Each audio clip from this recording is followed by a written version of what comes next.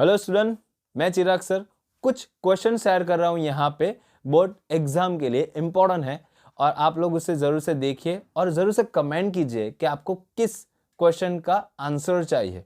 और बहुत सारे ऐसे वीडियो शेयर करूँगा, अपने दोस्तों के साथ ज़रूर से शेयर कीजिएगा। और बोर्ड एग्जामिनेशन के लिए आप सबको good luck. Example 2.4.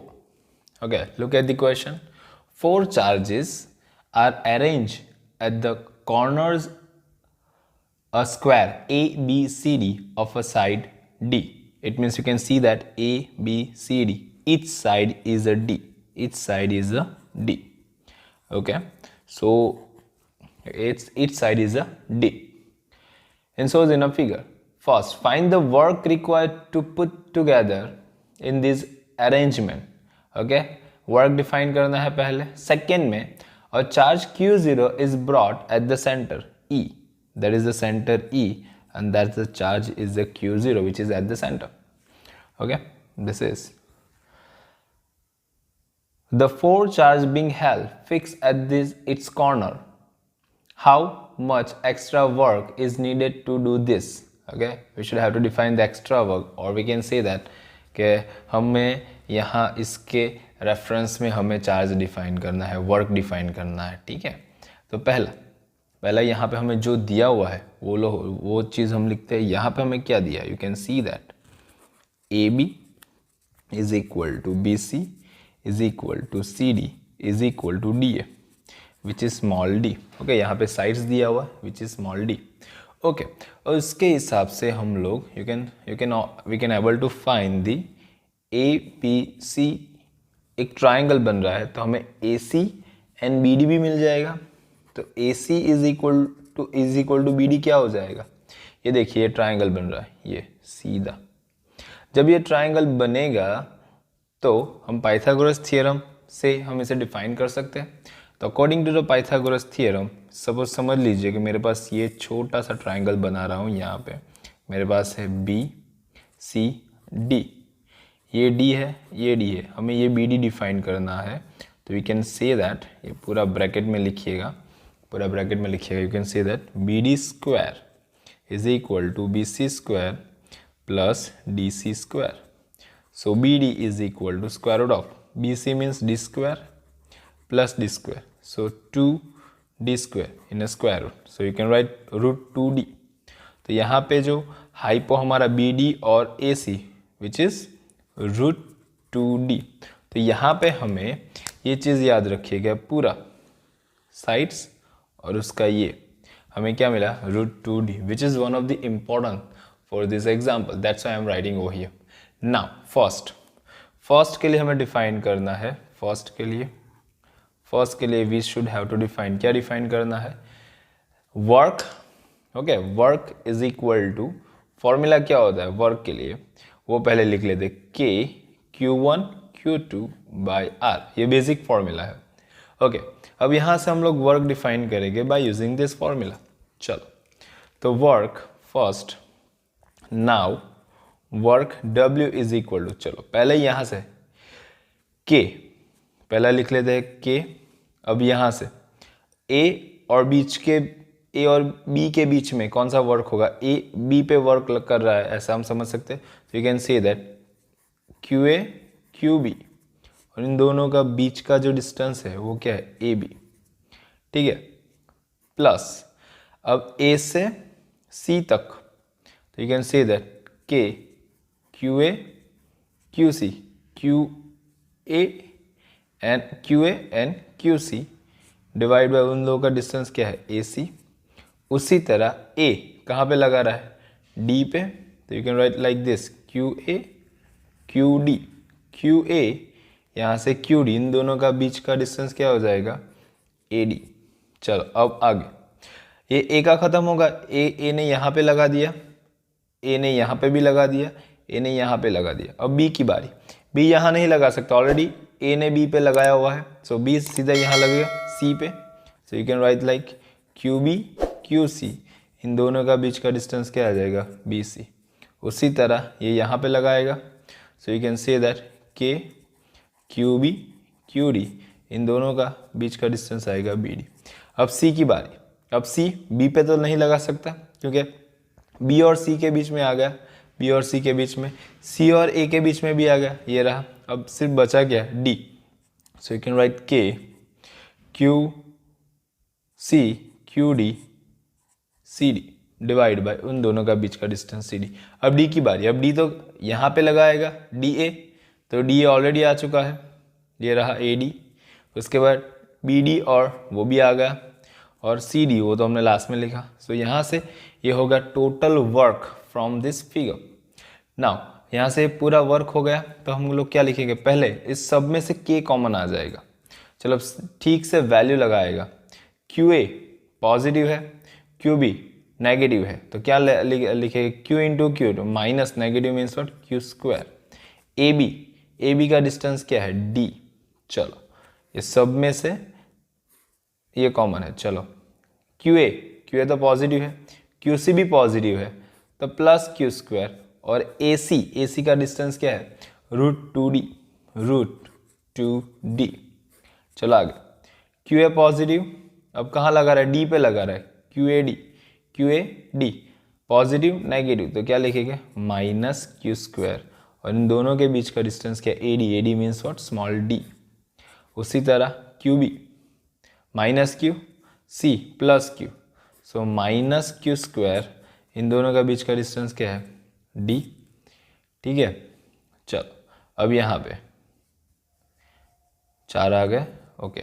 Q B minus है, क्यू डी भी माइनस है, minus minus plus Q square, और इन दोनों का बी डी क्या है, रूट टू डी। ठीक है, चलो लास्ट में Q C and D positive negative, minus Q square, और सी डी का डिस्टेंस क्या है, डी। हो गया पूरा। इस सब में से के की जगह हम लोग क्या लिख सकते हैं, 1/4 पाई एप्सिलॉन 0, और सब में से Q square by D common. चलो Q square by D common निकल गया, यहाँ आ गया -1, यहाँ आ गया +1/√2, यहाँ -1, यहाँ पे भी -1, ठीक है, यहाँ पे +1/√2, और ये हो गया -1। अब चलो ये 1/4 pi epsilon 0 Q square D तो है ही। अब यहाँ पे -1 1 2 3 और 4 -4 प्लस 1/√2, सॉरी 2 1 + 1 2√2। अब 2√2 को कैंसिल आउट कर दो, यहाँ पे √2 ही आ जाएगा। ठीक है, तो यहाँ से हम लोग माइनस कॉमन निकाले, तो ये हो गया -Q square by 4 pi epsilon 0 into D, और ये हो गया माइनस कॉमन निकाला तो 4 -√2। ये हो गया हमारा पहला answer. Now go for the second में क्या बोला था, सेकेंड में हमें सेंटर पे डिफाइन करना था, सेंटर पे Q0 पे। चलो फॉर द सेकेंड, अब सेंटर पे डिफाइन करना कुछ नहीं, सेंटर पे मीन्स ये देखिए, पहले वर्क लिख लेता हूँ एट द सेंटर। ओके, पहले स्टार्ट करते हैं यहाँ से। सो के तो कॉमन सब में, क्यू ए कहाँ जाएगा, क्यू ई, इन दोनों का बीच का डिस्टेंस ए ई, उसी तरह प्लस यहाँ से K Q B Q E divide by A B E, उसी तरह के यहाँ से क्यू सी क्यू ई सब में आएगा बिकॉज सेंटर पे लगा रहे ई सी, उसी तरह यहाँ से K Q E Q D centre में ई डी। अब देखिए ये इस सब का सेंटर की बात कर रहे हैं, तो वी जस्ट नो दैट कि ये पूरा यहाँ से यहाँ तक का डिस्टेंस क्या है, √2d। हमें हाफ चाहिए, तो यहाँ पे हम लोग लिख सकते हैं, मैं यहाँ पे लिख रहा हूँ, where the A E is equal to half of what, half of A C by 2। चलो ए सी क्या है हमारे पास, √2/d divide by 2, cancel out हो जाएगा, तो d/√2, तो इसका हाफ क्या आएगा, d/√2। ठीक है, d/√2। तो सभी यहाँ ए बी सी सभी इक्वल है, सब इक्वल ही हो जाएगा ना। चलो अब देखिए यहाँ सब इक्वल होता है, तो सब में से ये देखिए, सब में से पहले के कॉमन, चलो क्यू ए पॉजिटिव है, चलो क्यू ई भी कॉमन निकाले, क्योंकि चलो साथ में लिखते हैं क्यू क्यू ज़ीरो और ए ई क्या है, ए ई सब में कॉमन d√2। चलो बी से बात करते हैं, B minus Q, Q E तो क्यू ज़ीरो, ये d/√2 भी कॉमन सेम ही रहेगा, कॉमन में सेम रहता है कि यहाँ सिर्फ कॉमन है। क्यू सी से बात करें plus Q, Q E Q zero, distance तो कॉमन ही है, सेम ही है, मीन्स यहाँ से बात करें क्यू क्यू ज़ीरो d√2, ये देखिए ये यहाँ कैंसिल आउट, ये यहाँ cancel out, answer will be 0. It means at the center work will be 0 for us. Chapter 1 example 1.7, which is one of the important example. You can see that. Consider the charge q, q and minus q. ठीक है. Place at the vertices at the equilateral triangle. Equilateral triangle means what? The each angle is a 60. You can see in the figure. So it's in a figure. What is the force on each charge? Okay force की बात कर रहे हैं, तो ये समझ लीजिए कि यहाँ पे Q1 इज इक्वल टू, यहाँ फिगर में मैंने लिख लिया है Q1 is equal to Q, Q2 is equal to Q and Q3 is equal to minus Q. ठीक है, A इससे B कह देते हैं और इससे C कह देते हैं, जिसकी वजह से कुछ प्रॉब्लम ना हो. चलो अगर मैं टॉक अबाउट दी साइड्स, तो each sides are equal. So equal की बात करें तो हमारा नॉर्मल फॉर्मूला क्या आएगा, F is equal to K Q1 Q2 by L square. This is our normal formula is there. ठीक है, चलो अब हम बात करें F1 की, पहला फोर्स की. तो A पे समझ लीजिए, A पर यहाँ पे A ये नेगेटिव और ये पॉजिटिव चार्ज और negative charge, they attract each other. So इसकी डायरेक्शन उसकी तरफ रहेगी, ये मैंने दिखाई दी है ऑलरेडी. और ये पॉजिटिव तो they are repel each other, तो उसकी डायरेक्शन कहाँ आएगी, बाहर की तरफ आएगी, रिपल्शन हो जाएगा. अपाकर्षण और आकर्षण की बात करें, यहाँ पे अपाकर्षण हो रहा है तो वो कौन सी तरफ होगी, बाहर की तरफ रहेगा. तो उनका रिजल्टन ये देखिए, इन दोनों के बीच में से हमें रिजल्टन मिलेगा F1. तो हमारे पहला फोर्स ये डिफाइन करना है. इक्विलेटरल ट्राइंगल है तो ये समझ लीजिए ये होगा एंगल 60. ठीक है, ये पूरा एंगल हो जाएगा 180. हमें तो सिर्फ यहाँ रिजल्टन तक का चाहिए, तो इट मीन्स यहाँ से इसका एंगल हो जाएगा 120. ठीक है, तो यहाँ पे हम लोग लिखेंगे F1, तो इसका रिजल्टन बोले या magnitude, they are same. You can write like this. यहाँ का पहला फोर्स क्या है, F, ये भी F, ये भी F. So you can write like this F² plus 2 F into F cos, angle कितना बना रिजल्टन तक 120. B और C के बीच में, तो यहाँ पे unit vector you can right BC cap. चलो यहाँ पे simply you can write the 2F² plus 2F². लेकिन कॉस 120 मीन्स व्हाट, -1/2 होता है उसका value, cancel out. So you will get what, 2F² minus F². So यहाँ पे F² is equal to F BC cap. और उसी तरह अब F2 की बात करें, चलो F2 की बात करें. F2 यहाँ पे भी ये देखिए, यहाँ पे चार्ज पॉजिटिव चार्ज, यहाँ पे भी पॉजिटिव चार्ज, तो यहाँ का जो फोर्स होगा वो दोनों को रिपल करेगा, तो ये ऐसे बाहर की तरफ निकलेगा. You can see that outer directions में जा रहा है, तो उसकी डायरेक्शंस आउटर दिखा रहे हैं. लेकिन यहाँ पे नेगेटिव और ये पॉजिटिव, तो अट्रैक्ट होगा तो उसकी तरफ जा रहा है. ठीक है, उसकी तरफ जा रहा है, उसका रिजल्टेंट भी इस तरह से, तो यहाँ से इसका एंगल भी 120 हो जाएगा. तो F1 similarly you can write similarly F2 is equal to F1 is equal to F. लेकिन इसका सिर्फ ये चेंज हो जाएगा, ये आ जाएगा. सॉरी, यहाँ पे हम लोग ये लिख सकते हैं A और C लिख सकते हैं, ये AC, और यहाँ पे लिख सकते हैं BC कैप. ठीक है, it means F1 is equal to F2 is equal to हमें F मिला. अब F3 की बात करें, चलो F3 ये रहा, उसका नेगेटिव चार्ज है, ये नेगेटिव चार्ज ये पहले इस डायरेक्शंस में, ये पॉजिटिव है, ये नेगेटिव ये पॉजिटिव, सो वो अट्रैक्ट करेगा तो इस तरफ जाएगा. उसी तरह ये नेगेटिव ये पॉजिटिव, तो पॉजिटिव नेगेटिव अट्रैक्ट करेगा तो उसका भी उसी डायरेक्शंस में होगा, तो उसका रिजल्टेंट बीच से आएगा, ये रहा. तो ये एंगल तो सिर्फ हमें मिलेगा 60. तो F3 is equal to, you can write दोनों की यहाँ पे फोर्स एफ, ये भी force F, you can write the F square plus 2 F into F cos 60, क्योंकि एंगल 60 बन रहा है, और cos 60 will be what, cos 60 will be, you can see that यहाँ पे 2f square plus 2f square, cos 60 will be 1/2, cancel out, so you will get the 3f square and यहाँ पे हमें मिलेगा √3f, ठीक है। और यहाँ पे आप लोग लिख सकते हो n cap. So this is a very simple for example, but you should have to concentrate the things. Okay, take care.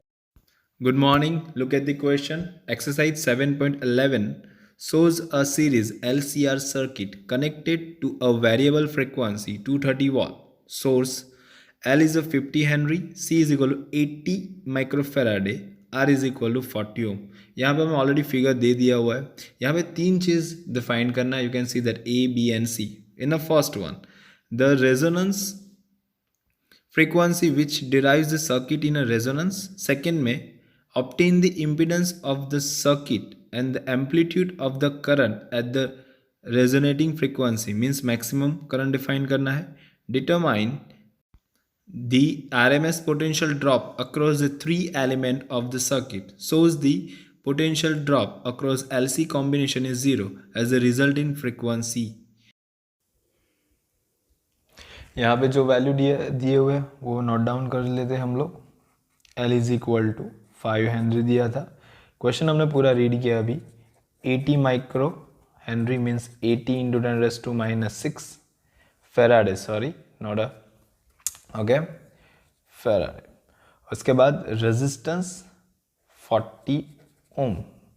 आप लोगों ने फिगर में देखा कि तीनों कनेक्ट है यहाँ पे, V और VRMS is equal to 230 volt. पहला हमें डिफाइन करने को क्वेश्चन में बोला है angular frequency. Angular frequency means what, omega R, which is 1/√LC। चलो L और C का वैल्यू मुझे हम लोग को मिला ही है, तो यहाँ पे रख दीजिए। You can see that 5 into 80 into 10⁻⁶, okay, 5 80, 8 5 जा 400, मीन्स 8 5 8 जा 4 और 80 5 जा 400 इंटू 10⁻⁶, ठीक है। तो यहाँ पे 1/20 स्क्वायर रूट से बाहर निकलेगा तो हो जाएगा -3, ये ऊपर आ जाएगा तो क्या हो जाएगा 1000 / 20 cancel out, which is 50 radian पर सेकेंड। ओमेगा आर हमें मिल गया 50 रेडियन पर सेकेंड। नाउ बी में क्या बोला है, बी में बोला है इम्पीडेंस डिफाइन करना है फॉर द रेजोनेंस। चलो जब भी रेजोनेंस की बात करें पहले इम्पीडेंस का फॉर्मूला लिख लेते हैं, which is R² plus XL minus XC whole square. For the resonance XL is equal to XC हो जाएगा, तो यहाँ पे दोनों इक्वल हो जाएगा, तो यहाँ पे सिर्फ बचेगा क्या R², ये हो जाएगा 0। तो Z इज इक्वल टू हमें क्या मिला, Z is equal to R only, और R का वैल्यू क्या है 40 ओम, हो गया 40 ओम। तो that will the first, okay, यहाँ पे पहला हमें मिला। और बी में ही हमें बोला है मैक्सिमम करंट डिफाइन करना है। मैक्सिमम करंट के लिए फॉर्मूला क्या आएगा, I max is equal to V max by Z। Okay, resonance है। चलो पहले तो हमें ये पता होना चाहिए कि V max की जगह हम लोग क्या लिख सकते हैं, हमारे पास VRMS का value means V is equal to VM/√2 होता है, तो VM is equal to √2 is equal to √2 into V हो जाएगा, √2 इंटू V। तो यहाँ पे √2 into V divide by Z की जगह क्या लगा सकते हैं, R, Z is equal to R, because of the resonance 1.41, ये 230 डिवाइड बाई 40 कैंसल आउट हो जाएगा। उसका पूरा कैलकुलेशन कीजिए, you will get the 8.13 ampere. ये A और B में आंसर ये मांगे थे। और C में सभी के बीच में पोटेंशियल ड्रॉप कितना होता है, सभी के बीच में means what, resistance, inductance and the capacitance. Okay, we will start for the resistance. VRMS is equal to IRMS into R resistance के लिए, लेकिन हमारे लिए IRMS का वैल्यू नहीं दिया हुआ है, पहले वो डिफाइन करते हैं। IRMS इज इक्वल टू क्या हो जाएगा, IM/2 √2, वेर द IM हमें पता है 8.13, √2 1.41, सो इसका आंसर मैंने कैलकुलेट किया है 5.75 एम्पियर आएगा।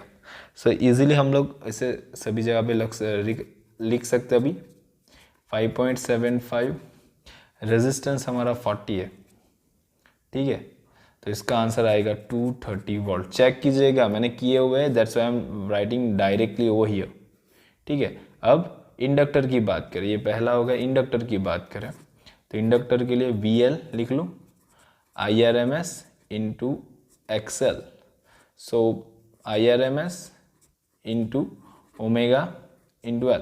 चलो IRMS हमें क्या मिला था, विच इज़ 5.75, ओमेगा हमें मिला क्या 50, और L हमारे पास क्या है, L हमारे पास 5 है। इसका पूरा मल्टीप्लिकेशन कीजिए, यू विल गेट 1437.5 वोल्ट, ठीक है। उसी तरह कैपेसिटर का भी डिफाइन करें, तो कैपेसिटर के लिए थर्ड वन लिख लेता हूँ यहाँ पे, VC लिख लेता हूँ, IRMS into XC, IRMS XC के लिए क्या आएगा 1/ω/C, 5.75 डिवाइड बाई 50, ओमेगा की वैल्यू C क्या है हमारे पास 80 इंटू 10⁻⁻⁶, उसका भी कैलकुलेशन करें तो 1.37.5 वोल्ट, क्योंकि पहले ही हम लोग बोल चुके हैं कि here we are talking about the resonance, तो रेजोनेंस में यहाँ पे VL is equal to VC ही आएगा। सो उसके बाद हमें बोला है difference between L and C, VLC, ठीक है, तो यहाँ पे हम लोग लिख सकते हैं IRMS into XL minus XC, but due to the resonance ये दोनों सेम हो जाएगा, IRMS will be 0, IRMS into 0, तो VLC is equal to 0. This is a very simple one. You can able to calculate. Thank you. Example 6.6. A metallic rod of 1 meter length is rotated with the frequency 50 revolution per second, with one end hanging at the center and the other at the circumference of the circular metallic ring of a radius 1 meter about an axis, passing through the center and the perpendicular to the plane of a ring as per figure. A constant and the uniform magnetic field of 1 Tesla parallel to the axis is present everywhere. What is the EMF between the center and the metallic ring? यहाँ पे simply हमें EMF define करना है जो हमें figure में दिया हुआ है, जो आप लोग अभी देखोगे। Okay, according to the question यहाँ पे ऑलरेडी फिगर दिया हुआ है, मैंने थोड़ा सा छोटा सा फिगर बनाया है। यहाँ पे रेडियस दिया है R is equal to 1 metre, magnetic field B is equal to 1 tesla, and omega revolution per minute कितना 50 रिवॉल्यूशन पर सेकेंड दिया हुआ है। अब हमें 1 रिवॉल्यूशन मीन्स और 2 पाई, कितना 2 पाई, 1 रिवॉल्यूशन, ये याद रखिएगा 1 revolution is equal to 2 pi. Okay, तो यहाँ पे ओमेगा इज इक्वल टू क्या हो जाएगा 50 इंटू 2 पाई, क्योंकि they are talking about the 50 revolutions, तो यहाँ पे उसका आंसर आ जाएगा 52 is 100 into 3.14, so you will get what 314 radian पर सेकेंड। ये हो गया अपना आंसर, सॉरी ये अपना हो गया। अब डिफाइन क्या करना है, हमें तो एप्सिलॉन ही डिफाइन करना है ना, लेकिन कैसे, उसका फॉर्मूला पहले हमें प्रूव करना पड़ेगा। क्या करना पड़ेगा, we should have to prove the formula for it. पहले ये देखिए, हमें ये पता होना चाहिए कि एप्सिलॉन इज इक्वल टू क्या होगा, epsilon is equal to BVL, minus आएगा, लेकिन we are using the magnitude, minus है वी आर यूजिंग मैग्नीट्यूड, तो epsilon is equal to BVL, but here we are dealing with the small portion, you can see that small portion, तो small portion के लिए small element of this DBV, और small portion L is represent by DR, so you can write the L is equal to DR, small element. So now we should have to integrate this thing. हमारा maximum radius क्या है, maximum radius R, ये पूरा radius R है, तो epsilon is equal to यहाँ पे हमें क्या मिलेगा 0 to R लिमिट B। अब V इज इक्वल टू क्या होता है R omega, B is equal to क्या होता है R ओमेगा, तो V की जगह हम लोग लिखेंगे R ओमेगा इंटू DR, ठीक है। इसमें से B और omega will be constant term, so put it outside, और ये रहेगा R इंटू DR। इंटीग्रेट करें, अब इंटीग्रेट करना है, integration x into D x, तो क्या होगा, यहाँ पे सपोज कोई भी x इज टू n होगा तो x is to n plus one divide by n plus one, तो यहाँ पे कुछ इस तरह b ओमेगा, इसकी पावर 1 है, 1 plus one divide by 1 plus one, limit will be 0 to r, तो यहाँ पे हमें क्या मिला, b omega r by two, sorry R square, ये आर स्क्वायर बाई टू, ये पूरा लिमिट हमें मिल गया। ठीक है, लेकिन लेकिन लेकिन लेकिन लिमिट तो पहले ऐड करना रहेगा, तो यहाँ पे मैं सिर्फ R square by two, zero से आर, तो पहले अपर लिमिट ऐड करना रहता है, तो R square by two minus zero square by two, it means zero. ये फॉर्मूला मिला बी ओमेगा आर स्क्वायर। ये पहली बार कर रहे हैं इसलिए पूरा कर रहा हूँ, अदरवाइज आप ये डायरेक्टली यूज़ कर सकते हैं, याद रखिएगा। चलो सभी वैल्यूज़ लगा ले, तो हमें आंसर में क्या मिलेगा, epsilon is equal to 1/2 B omega R square, 1/2 B which is 1 tesla, omega is equal to क्या है 314, and R is also 1 square, so 314 divide by two, simply इसे हाफ कर दीजिए, इसका हाफ तो आप आराम से कर ही सकते हो, 157 वोल्ट। ठीक है, टेक केयर, नेक्स्ट टाइम इसको यही फॉर्मूला डायरेक्टली आपको यूज करना है। हेलो स्टूडेंट, एग्जाम्पल 4.5, ओके, यहाँ पे क्या दिया हुआ देखिए, an element delta L is equal to delta X I cap. Okay, मैं यहाँ पे सिर्फ लिख रहा हूँ, ये फिगर ऑलरेडी हमें दिया हुआ है इसलिए मैं यहाँ पहले से लगाया हुआ है, delta L is equal to delta X I cap which is given to us, is place at the origin at the carries at the large current. कहाँ पे प्लेस किया, ओरिजिन पर, मीन्स द सेंटर पे, ये होगा हमारा centre, यहाँ पे प्लेस किया हुआ, this is the origin, okay, where the current I is equal to which is 10 ampere. So in a figure, ये figure, what is the magnetic field on the Y X, magnetic field on the Y X, ये X X, तो ये हो जाएगा हमारा Y X, और magnetic field के लिए यहाँ पे फिगर में ऑलरेडी दिखाया हुआ है, तो मैग्नेटिक फील्ड हमें डिफाइन करना है, B is equal to question mark. What is the magnetic field on the y-axis at the distance of the 0.5 metre? Okay, यहाँ से 0.5 मीटर, ठीक है, 0.5 मीटर डिस्टेंस हमें दिया हुआ है, so I would say that r is equal to 0.5 metre and the x is equal to already 1 centimetre. ठीक है, 1 सेंटीमीटर को मीटर में हम लोग कन्वर्ट करेंगे तो 10⁻² मीन्स 0.01, ठीक है, 0.01, ओके, ये आई कैप एक्स एक्स के साथ है इसलिए। उसके बाद हमें डायरेक्शंस भी मांगा नहीं है, लेकिन हम लोग यहाँ पे डिफाइन कर सकते हैं। ठीक है, कैसे दे मैं आपको दिखाऊंगा। चलो अब यहाँ पे देखिए, मैग्नेटिक फील्ड डिफाइन करना है, तो बहुत पहला थियोरी का और बायो सावर्ट्स लॉ के ऊपर से formula D B is equal to mu 0 4 pi I D L vector cross R cube. चलो क्रॉस प्रोडक्ट है तो क्या लगाना पड़ेगा, कंपोनेंट के लिए we should have to use a sine theta. Okay, so I am just taking ये mu 0 का वैल्यू हम लोग यहाँ पे लगा सकते हैं 4 × 10⁻⁷ डिवाइड बाई 4 पाई। चलो यहाँ पे I D L R sine theta divide by R cube. यहाँ पे एंगल क्या बन रहा है 90, तो यहाँ पे थीटा विल बी 90, तो आप लोग ये 4 pi will be cancel out, 10⁻⁷ और आई डी एल ये आर कैंसल आउट हो जाएगा, sine 90 divide by R square, sine 90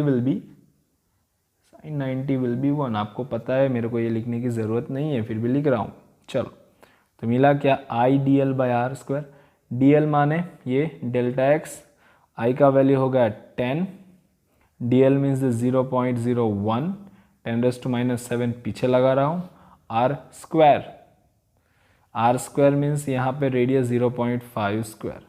आप सिंपल कैलकुलेशन है, विदाउट कैलकुलेटर और विदाउट आपका ज़्यादा दिमाग यूज़ किए बिना भी आप लोग कर सकते हो, दिखा दूंगा आपको यहीं पे। चलो ओके, ये 10 0.0 मीन्स फॉर 10⁻⁻², और ये होगा 10⁻⁷।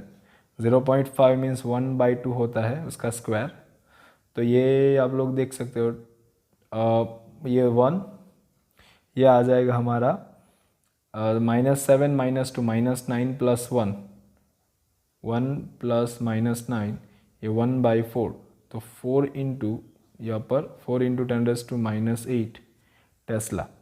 ठीक है, डायरेक्शंस मांगे, सपोज मांगे तो डायरेक्शंस के लिए आप लोग देख सकते हो ये x, ठीक है, directions of delta x and the radius का डायरेक्शंस ऑफ y। सो हम लोग यहाँ पे दिखा सकते हैं directions of dv is equal to dl cross vector r। तो dl माने ये डेल्टा x वाली, तो वो हो जाएगा i कैप, और ये r means this is the radius यहाँ पे विच इज 0.05, तो यहाँ पे हो जाएगा ये j cap. i cross j which is होता है क्या, k cap, means the directions will be in positive z axis. ठीक है, चलो, thank you.